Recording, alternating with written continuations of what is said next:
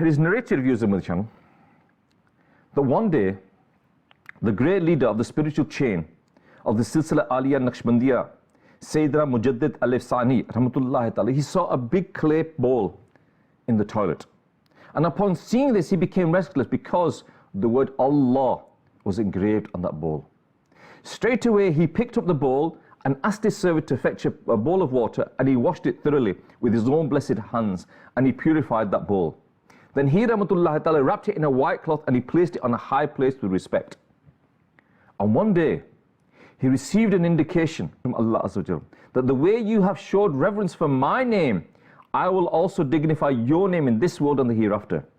And he used to say afterwards that the rank and the status that I have attained by virtue of respecting the blessed name of Allah Azza wa Jal could not be attained even after the worship and spiritual exercises of 100 years. Views of Madani Channel, Sayyidina Mujaddid Al-Ifsani Rahmatullahi Ta'ala attained such a great status. How? By virtue of the respecting of the name of Allah Azza wa Jal.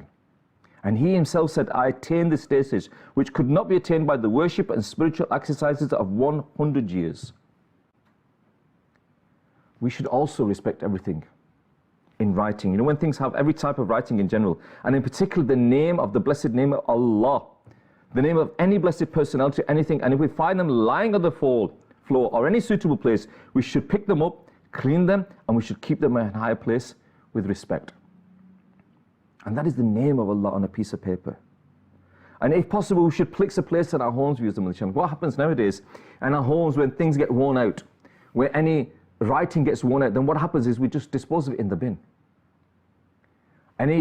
You know, nowadays calendars, we get these Ramzan calendars every year, these stores, they give us Ramzan calendars. And what happens is, Ramzan comes and goes, and then what happens is we throw them calendars in the bin. Then calendars of the dua for opening your fast, dua for your fast in the morning, dua for opening your other fast are there as well. And you're throwing it in the bin. Again, we should keep them parchments. And then when, we class them as muqaddas or sacred papers, keep them sacred papers. And then when an opportunity arises to dispose of them papers in the proper way, in the way of respect, then we should do it. Here in the UK, we've tried, and on many occasions, alhamdulillah, we've collected sacred papers and we've disposed of them. We've got a huge grave, we made a huge grave, and we put, like a coffin on the ground there, and the sacred papers are placed in bags, in paper bags that will decompose, and they're put in there. The people that are carrying these bags are in the state of wuzu. They carry these bags, put them in the ground, and they're buried out of utmost respect. And this again is when these opportunities arise, we should do this. And we should not dispose of them.